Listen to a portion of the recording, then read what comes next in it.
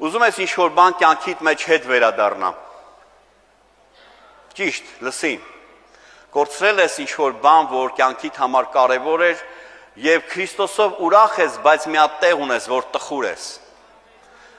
Ու ասում ես, ինչի է այս բաները սենց եղավ, ինչի են սենց, ինչի են նենց։ Ուզում ես դրանք վերադառնան։ Դե հիմա ասեմ ոնց է դա։ Պիտի դու գնաս Քրիստոսի մեջ առաջ։ Եթե մենք գնանք Քրիստոսի մեջ առաջ, այդ բաները մեզ կվերադառնան։ Այդ բաները ոչ ուժով են լինում, ուժով վեճեր են լինում,